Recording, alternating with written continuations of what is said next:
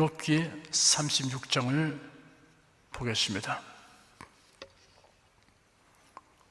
처절하게 환난을 당한 욥에게 위문하러 온 친구들이 도리어 정죄하고 충고한 까닭에 시작된 논쟁을 끝까지 지켜본 엘리후라는 젊은이가 중재 변론에 나섰습니다.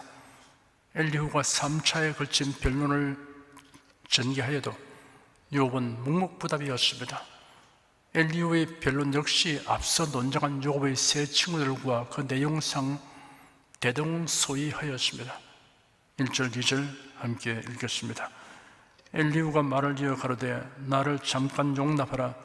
내가 네게 보이리니 이는 내가 하나님을 위하여 오히려 할 말이 있음이라. 엘리후가 변론을 계속하였습니다. 이분이 최종 변론입니다. 앞의 변론과 논지는 같으나 하나님의 절대 주권과 섭리 그리고 초월성의 변정에 있어서 더욱 구체적인 면모를 보입니다.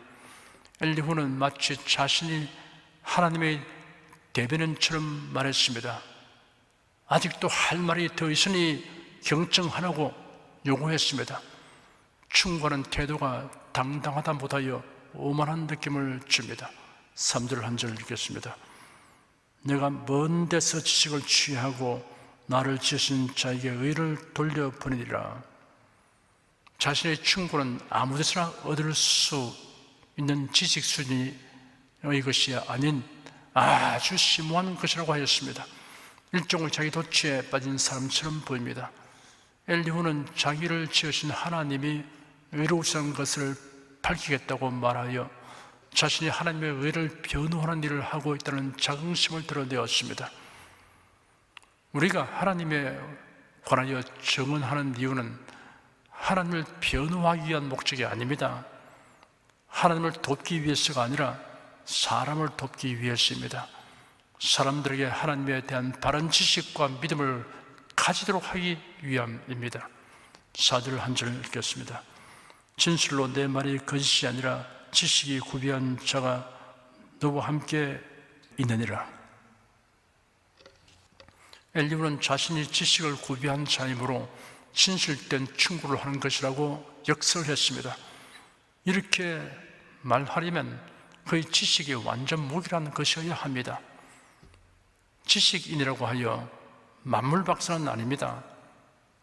좁고 깊게 아는 지식이 있는가 하면 넓고 옅게 아는 지식이 있습니다. 어느 한 부분에 대하여 전문가라고 하여 모든 분야에 대하여 다 알 수는 없습니다. 천문학자가 별을 보면서 길을 가다가 맨홀에 빠졌다는 풍자적인 말이 있습니다. 까마득하게 먼 곳에 있는 별들에게 대하여는 풍부한 지식을 가졌지만 그가 발을 딛고 가는 길에 대하여는 알지 못하였던 것입니다. 진화론 자들의 우상인 다윈이 말년에 이르러서는 자기의 이론체계의 회의를 느꼈습니다. 그래서 만약 자기의 유물론적 진화론에 초월하도 결함이 발견되면 자기의 전 사상 체계가 도개될 것이며 또 그렇게 되어야 마땅하다고 공언했다고 합니다. 천지 만물과 그 중에 있는 모든 법칙은 창조주 하나님이 만드셨고 인류의 역사는 하나님의 주권과 섭리에 의해 진행된다는 기본적 지식을 떠나서는 어떤 분야의 지식이든 결함을 면하지 못합니다. 엘리후는 자신이 지식이기 때문에 욥에게 진실한 충고를 한다고 자부하였습니다.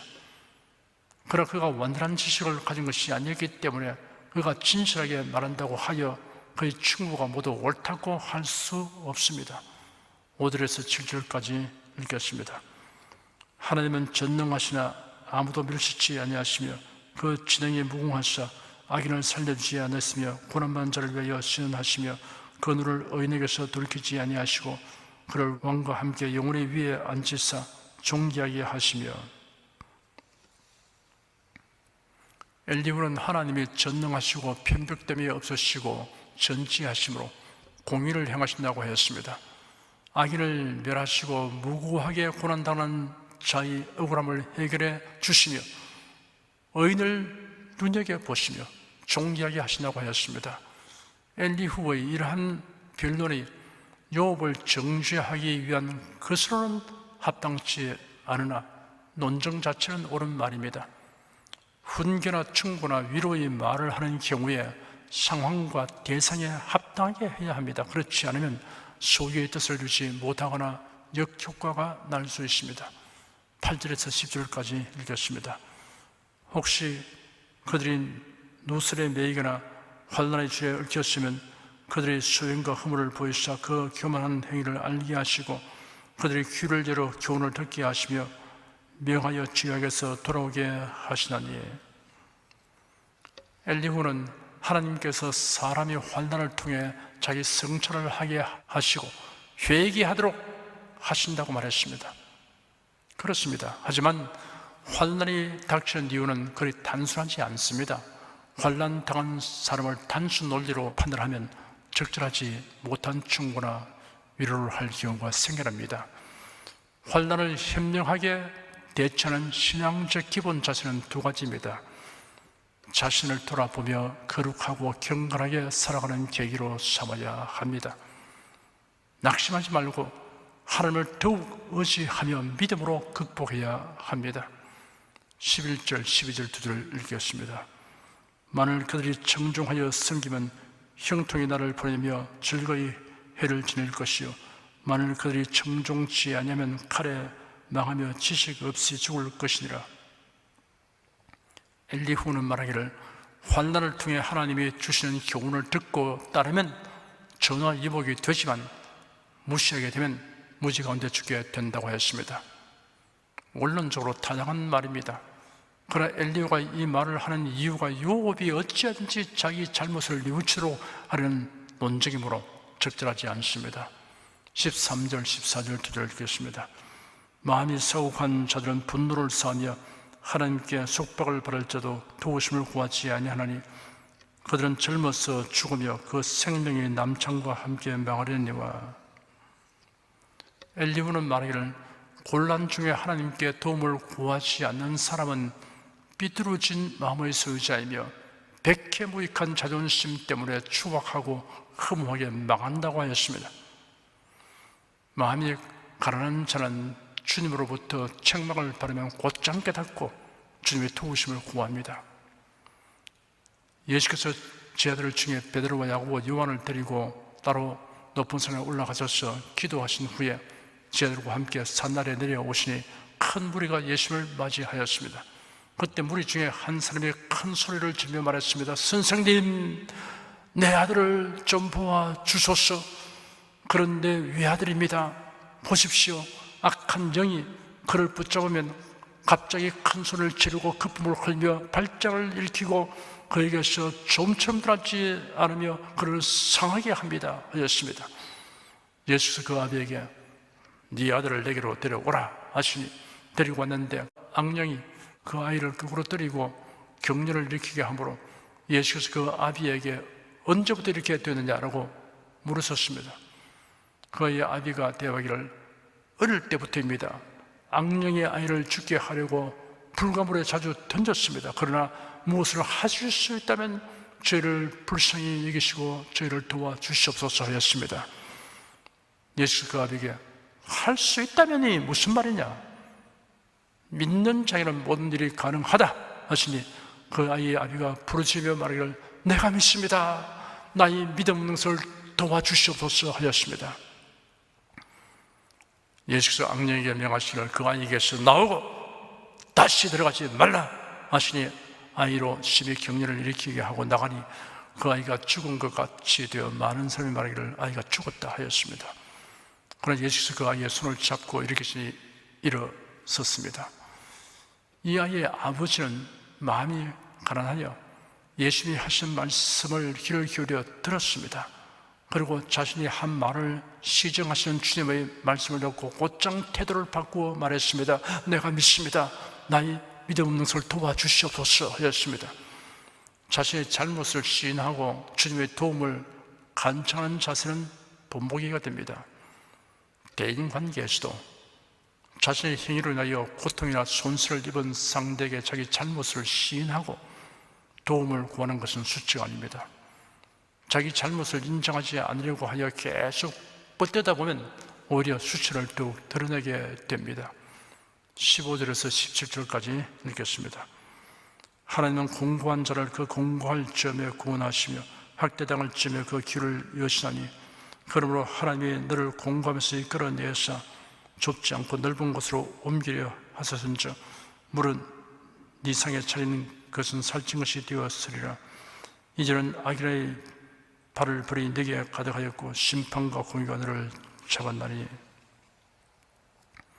엘리후는 이제 직설적으로 욥을 지목하여 충고하였습니다. 하나님이 너를 고난에서 이끌어내어 회복하게 하시려고 환난을 통해 교훈하시는데도 금방 주고 완고하여 듣지 아니하니 하나님의 공의로운 심판을 당할 수밖에 없다고 훈계하였습니다. 18절에서 21절까지 읽겠습니다.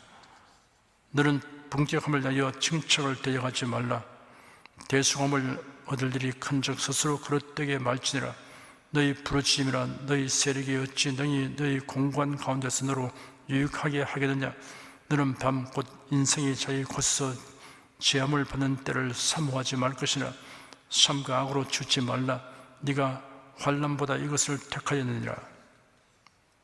엘리후는 욥이 자기 잘못을 인정치 않고 하나님의 공의를 부인한다고 단정하였습니다. 그래야 충고의 고삐를 단단히 조여 나갔습니다. 하나님의 징책에 반항하지 마라.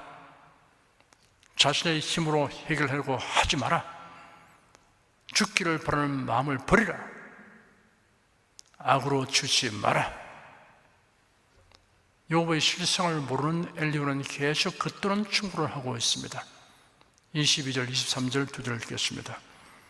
하나님은 그 권능으로 큰일을 행하시니 누가 그같이 기운을 베풀겠느냐. 누가 그를 위하여 그의 길을 정하였느냐. 누가 말하기를 주께서 불을 행하시나이다 할 수 있으랴. 엘리후는 권능으로 큰일을 행하신 하나님에게 비교될 자 없다는 사실을 전제하여 욥에게 훈계하는 질문을 하였습니다. 누가 그같이 교훈을 베풀겠느냐 하였습니다. 하나님이 교훈하시는 수단과 방법은 무궁무진하다는 뜻입니다. 누가 그를 위하여 그의 길을 정하였느냐 하였습니다. 하나님이 행하시는 방법과 뜻을 변경시킬 자는 없다는 뜻입니다. 누가 말하기를 주께서 불의를 행하시나이다 할 수 있어야 하였습니다. 하나님을 판단할 자가 없다는 뜻입니다. 24절에서 33절까지 읽겠습니다. 너는 하나님의 하신 일 찬송하기를 잊지 말지니라. 인생이 그 일을 노래하였느니라. 그 일을 모든 사람이 우러러 보나니 먼 데서도 보느니라. 하나님은 크시니 우리가 그를 알 수 없고 그 연수를 계산할 수 없느니라. 그가 물을 가늘게 이끌어 올리신 즉 그것이 안개 되어 비를 이루고 그것이 공중에서 내려 사람 위에 쏟아지느니라. 구름의 패임과 그의 장막 울리는 소리를 누가 능히 깨달으랴. 그가 번개빛으로 자기의 사면에 두르시며 바다 밑도 가리우시며 이런 것들로 만민을 징벌하시며 이런 것들로 식물을 풍비히 주시느니라. 그런 번개빛으로 그 두 손을 사시고 그것을 명하사 표대를 맞추게 하시나니 그 울리는 소리가 풍우를 표시하고 육축에게까지 그 올라가는 것을 표시하느니라. 엘리후는 하나님의 행하신 일이 너무도 위대하고 경이로워서 모든 사람이 주목한다고 말했습니다. 엘리후는 안개, 구름, 비, 번개, 천둥의 생성과 작용 그리고 식물을 자라게 하는 비의 역할 등을 열거하며 하나님의 능력에 관해서 언급하였습니다. 하나님의 위대하심과 영원하심에 대해서는 사람이 다 측량할 수 없습니다. 경험과 지식의 축적으로 이러한 과학기술 문명의 발전으로 사람들이 나타내는 반응은 두 가지입니다. 바벨성을 찾던 사람들처럼 자신들의 건축기술과 능력에 스스로 도취하고 성과들을 쌓아 대꼭대기를 하늘에 닿게 하여 우리 이름을 내자라고 외치는 사람들이 있습니다. 인공지능 시대가 급속히 도래하고 있으니 그 극히 정밀한 작업, 위험한 작업, 고난도의 작업, 힘든 작업, 복잡한 작업은 인공지능 로봇이 척척 처리할 것입니다. 유전자 공학이 급속도로 발전하여 동물과 식물뿐 아니라 미생물의 유전자를 자유자재로 조작하여 전에 없었던 생명체를 만들어내고 인간의 질병 치유와 장수의 획기적인 성과를 낼 것이며 최적의 신체와 정신력을 가진 사람들을 대량으로 생산하게 될 수도 있습니다. 이렇게 되면 인공지능 로봇이 인간을 경배하거나 반대로 인간이 인공지능 로봇을 경배한 일이 발생할 것입니다. 이러한 과학기술의 발전으로 교만하여 하나님에 대한 신앙을 비웃고 인간의 위대함을 찬양하는 사람들이 늘어날 것입니다. 그러나 반면에 참된 그리스도인들은 인간의 탐구 능력이 확대됨으로 하나님의 지으신 만물에 내재된 하나님의 능력과 오묘한 솜씨를 더 많이 알게 되어 경탄과 경외의 심이 되어지게 될 것입니다. 사랑하는 성도 여러분은 경탄과 경외의 심이 날로 더하게 되기를 축원합니다. 기도하겠습니다. 성령께서 우리를 진리 가운데로 인도하시고 거룩한 뜻을 깨닫게 하여 주시니 감사합니다. 그래도 예수 안에 있는 영원하고 참된 위로와 소망으로 인하여 힘을 얻고 담대하게 살아가오니 성령께서 우리를 항상 인도하여 주시옵소서. 예수 그리스도 이름으로 기도드립니다. 아멘.